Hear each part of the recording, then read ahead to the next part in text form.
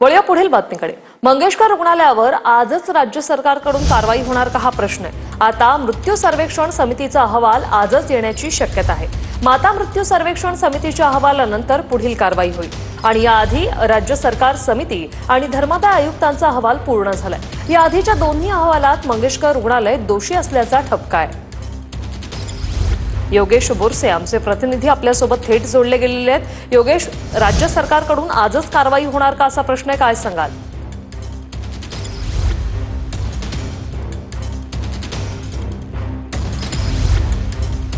आहे जो मुख्यमंत्र्यांनी एक स्थापन केलेल्या समितीचा आणि दुसरा धर्मादाय आयुक्त ज्या समितीचा जो काही अहवाल होता, या दोन्ही समितीचा अहवाल राज्य सरकारकडे गेलेला आहे, मुख्यमंत्र्यांकडे गेलेला आहे। आणि आज जो काही तिसरा अहवाल येणार आहे तो अर्थात पुणे महानगरपालिकेचा माता मृत्यू अन्वेषण समितीचा हा अहवाल असणार आहे।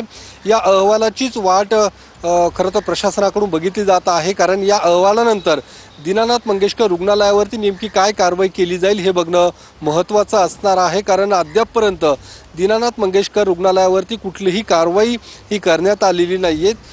तनिषा भिसे आणि त्यांच्या कुटुंबियांकडून जी काही मागणी होते, या रुग्णालयातील जे डॉक्टर सुश्रुत घैसास असू दे किंवा डॉक्टर धनंजय केळकर यांच्यावरती गुन्हे दाखल करण्यात यावे अशा पद्धतीची मागणी केली जात आहे।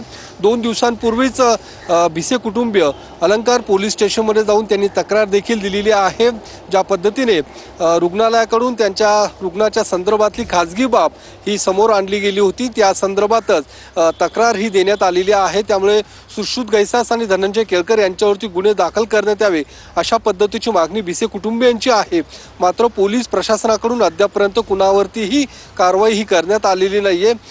पोलीस प्रशासनाकडून आजच्या या अहवालाची वाट बघितली जाते। त्यासोबतच ससून रुग्णालय देखील एक अहवाल पुणे पोलिसांना देणार आहे। त्या अहवालानंतरच पुणे पोलीस संबंधितांवरती गुन्हे दाखल करणार का हे बघणं महत्त्वाचं असणार आहे। मात्र आज जो काही अहवाल येणार आहे तो तितकाच महत्त्वाचा असणार आहे, कारण या अहवालानंतर पुढची काय कारवाई केली जाईल ते बघणं महत्त्वाचं असणार आहे। कारण ज्या पद्धतीने दीनानाथ मंगेशकर रुग्णालयाकडून अनामत रक्कम घेण्यात आली होती आणि त्यानंतर या संपूर्ण प्रकरण सुरू झालं होतं आणि गर्भवती महिलेचा मृत्यू झालेला आहे। या संदर्भात राज्य सरकारकडून देखील कडक पावलं उचलण्यात आलेली आहे। मात्र जी काही कारवाईची अपेक्षा आहे ती कारवाई मात्र अद्यापर्यंत होताना दिसत नाहीये। नक्कीच योगेश, आणि आजचा तिसरा अहवाल येणार का आणि आला तर काय येणार या संदर्भात तुमच्याकडून अपडेट घेणार आहोत। तुर्तास धन्यवाद दिलेल्या या माहितीसाठी।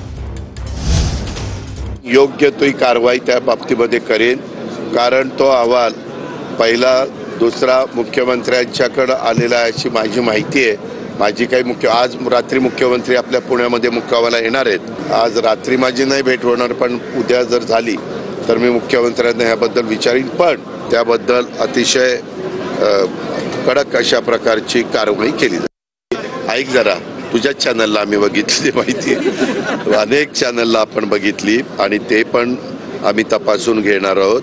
तर तिसरा अहवाल येऊ द्या की बाबा एवढे जर पैसे असले तर ते पैसे काय हळदी कुंकू पुजायला ठेवलेत, ते जनतेच्या करता आहेत ना। चॅरिटी कमिशन, चॅरिटेबल ज्या हॉस्पिटल आहेत तसा उल्लेख करायचा की जेणेकरून जनतेला, नागरिकांना पण कळलं पाहिजे। 20% तरी गरीब लोकांना ज्यांची ऐपत नाही अशांना पण तिथं उत्तम प्रकारचं ट्रीटमेंट करता यावी, देता यावी।